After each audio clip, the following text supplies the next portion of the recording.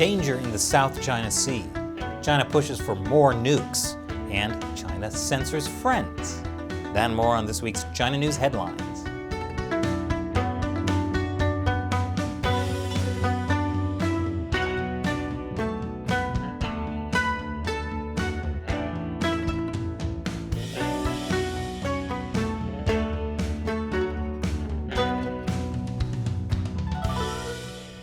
Welcome to China Uncensored. I'm Chris Chappell. This episode is sponsored by PC Doctor Toolbox. Protect your PC from software crashes, hardware failures, and get PC Doctor Toolbox. The link is below. Anyway, the South China Sea dispute heats up this week. On Monday, 16 Chinese warplanes breached Malaysian airspace. Malaysia released these photos of the Chinese planes. Malaysia scrambled jets to intercept the Chinese aircraft, and now is summoning a Chinese envoy for a dressing down. The Chinese embassy denied any wrongdoing. The planes conducted routine flight training and strictly abided by international law without violating airspace of other countries. Wait, are they saying they didn't violate the airspace of other countries because Malaysia has been a part of China since ancient times? But it's not just Malaysia having problems. Indonesia announced it's expanding its submarine fleet in response to China's aggression in the South China Sea. Indonesia is expanding its subfleet from 4 to 12 in response to the Chinese Communist regime's repeated incursions into the disputed waters. It comes shortly after Indonesia's 5th submarine sank in April. And the Philippines lodged a formal diplomatic protest to China's illegal presence in the South China Sea. The complaint is over incessant deployment, prolonged presence, and illegal activities of Chinese maritime assets and fishing vessels. It comes as China stationed its maritime militia ships just off an island in the Spratlys this week. The island is occupied by the Philippines. It's about 300 miles from the Philippine mainland. On top of that, earlier this year, China sent hundreds of its maritime militia ships to Whitsun Reef, which is also part of the Spratlys and within the Philippines' 200-mile exclusive economic zone. But really, why is everyone so afraid of the Chinese Communist Party? Is it the military aggression? It's the military aggression, isn't it? Well, that's why Chinese leader Xi Jinping is calling for a more lovable image of China. Xi told state-run Xinhua it is necessary to make friends, unite and win over the majority, and constantly expand the circle of friends when it comes to international public opinion. This might look like warm and fuzzy language. China wants to be lovable. It needs to expand its circle of friends.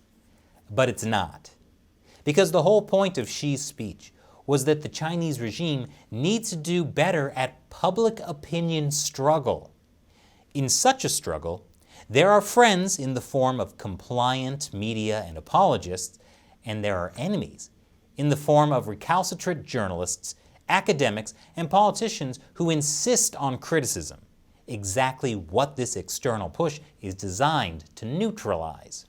And nothing says, let's be friends, quite like a targeted propaganda campaign aimed at silencing criticism. The Chinese regime will strengthen propaganda efforts to help foreigners understand the Chinese Communist Party and the way it strives for the happiness of the Chinese people. Now you might be thinking, China is a country that uses gang rape as a form of torture.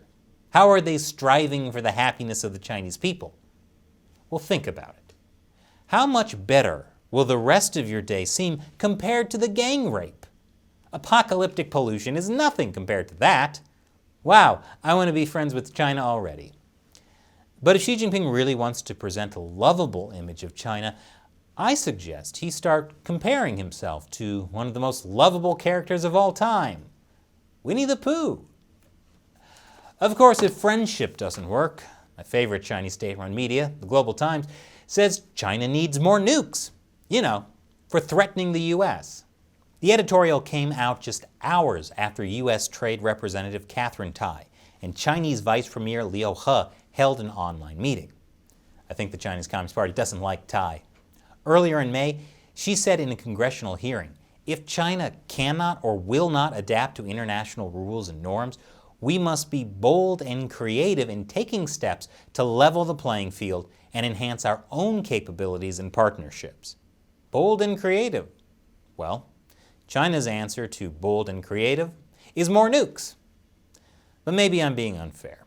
It's possible that the Global Times article had nothing to do with the trade meeting, because it also came out after the U.S. started pushing for more investigations into the origin of the coronavirus outbreak.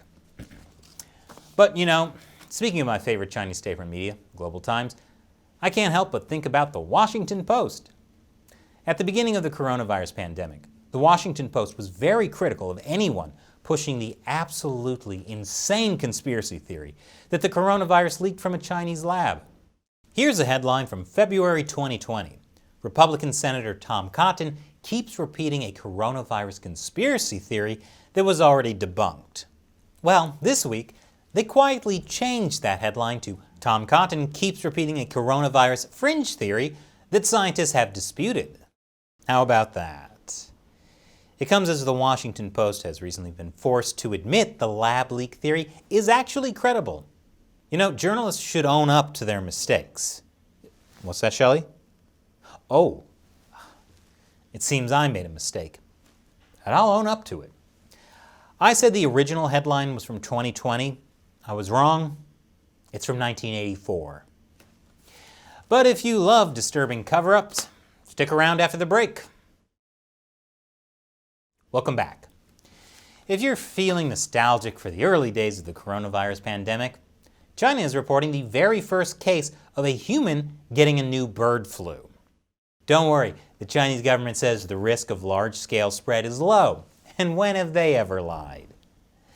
Speaking of people without a clue, Tesla is setting up a data center in China. All Chinese user data will be easily accessible by the Chinese government. And after Tesla did the unethical thing the Chinese Communist Party wanted them to do, the party screwed Tesla anyway. I feel like there's a lesson somewhere here. But speaking of crackdowns, Hong Kong. Today is June 4th. It's the anniversary of when the Chinese Communist Party sent their army to crush student protests in Tiananmen Square in 1989.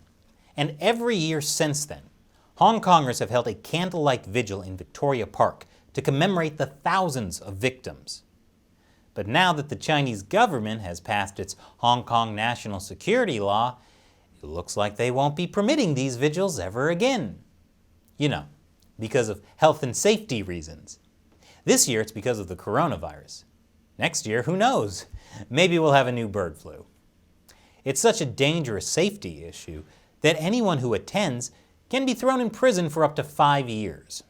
And to make sure that no one dangerously gathered in large groups in public, the Hong Kong police mobilized 7,000 officers to patrol the streets, looking for people who were wearing black, chanting slogans, or holding candles. You can always spot a dangerous criminal by the candle they're holding. Speaking of dangerous Hong Kong criminals, Grandma Wong. She's an elderly Hong Kong democracy protester. When we were there in 2019, we saw her at all of the big protests. But now, she's been arrested for commemorating the Tiananmen Square Massacre. Obviously, her protest was a health and safety risk, even though she was the only one at her protest. But look, arresting this elderly woman was for her own good. I would never question my government if they tell me they have to take away my liberty for everyone else's safety. Also, for safety issues, 2 days ago, authorities from the Food and Environmental Hygiene Department shut down Hong Kong's Tiananmen Square Museum. It was for illegally operating a place of public entertainment. You gotta protect people's safety. And speaking of catastrophic assaults on human dignity, the Friends reunion. Apparently, that was a big deal to some people.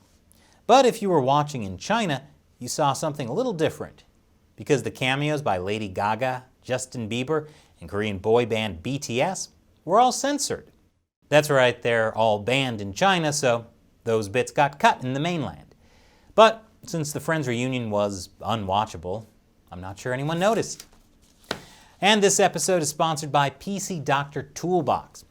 Computer and software crashes, hardware failures, and general computer slowdowns are a more common occurrence than we'd all like to admit. And these issues can come up during the worst times, like during a business meeting or when you're traveling away from home and your trusted IT person isn't around. So if you're concerned about the health of your computer, use PC Doctor Toolbox. It helps you address system issues and can help you stop crashes before they happen. And we have a special 50% off discount just for China Uncensored viewers. Use the link and coupon code below to take advantage of this limited time offer. I'm Chris Chappell. Thanks for watching China Uncensored.